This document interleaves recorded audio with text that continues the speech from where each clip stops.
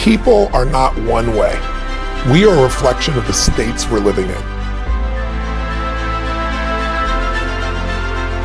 When you're in a frustrated state, an overwhelmed state, a tired state, your brain processes completely differently than if you're in a passionate state, whether you're feeling determined, whether you're feeling committed, whether you feel completely resolved.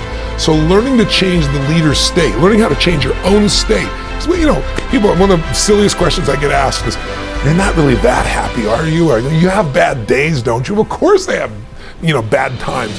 But I don't have bad days anymore, and it's not BS, it's because I've trained myself like an athlete to go in these peak states so often that they're just natural for me. It's like building a muscle. So it's not like I'm so smart or I'm just so positive. It's just like, why would I waste my time stressing out? I have a 90-second rule. I'll stress for 90 seconds, but stress is not gonna solve it. Let me put myself back in a different state. And so the way I do that is I use my body. Because I've done this with athletes for decades, with billionaire businessmen. I've been teaching for years that a radical change in your body instantly changes your biochemistry. 38 years I've taught it. 2 years ago at Harvard, they did a study, scientifically proven what I've been teaching all these decades, where they call it power posture. Yeah, the Wonder Woman stance. Yeah, standing like Wonder Woman or Superman for 2 minutes. Yep. Or like you see guys like this, pulled back like that for 2 minutes. Literally increases your testosterone in your biochemistry within 2 minutes by 20%. It drops cortisol by 18%, which is the stress hormone, and increases your chance of taking a more risky behavior, which is what's required of a leader, by 33%, 2 minutes. Now that's just standing a certain way. I show people use their voice, their body, their movement, which is 10 times more dynamic than just a stiff stance. And when you change your state, your mental emotional state, you change your performance. There are people that are born and upbred, maybe born with more certainty, like people are willing to take more risks. There certainly are people of that nature. But anyone can be a leader in something that they decide to become masterful in. You could be the leader of your own life. Everyone should lead their own life. You should be the leader of your family. And so I think everyone can be a leader, but there are different types and different styles of leadership. And I believe that leadership is a skill. It starts with having something that you're committed to that's larger than yourself, a vision that's bigger than yourself. If there's a large enough vision, if you have enough passion for that vision, then you're gonna have enough drive to actually start to execute. And then leadership is the capacity to discipline your disappointment, because you're gonna have to go through failures, and instead of making failures, you have to learn from those.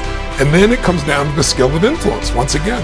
And so anyone can learn, anyone can develop a vision, anyone can uncover their passion, anyone can learn to influence. That's a skill that can be learned. So yes, leadership can be taught and leadership can be learned.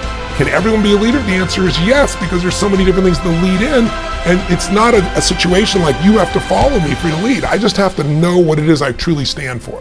So I always say there are two things that influence everyone. If you want to be a leader, you have to know how to change other people's states.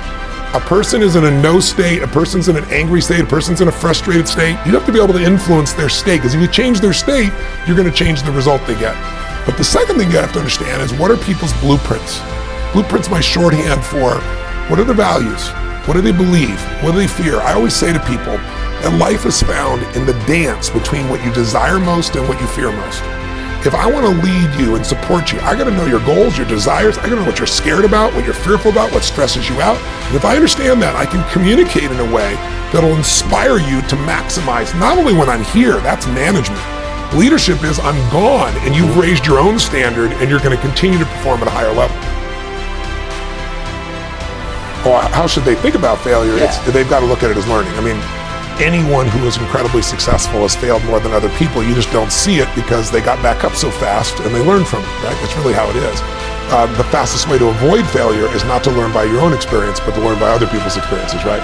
The way I believe in compressing decades into days, and the way you do that is modeling once again. Finding someone who is the most successful in the world. It's taken 20, 30 years and digging in and figuring out what is the core essence of what's made them successful.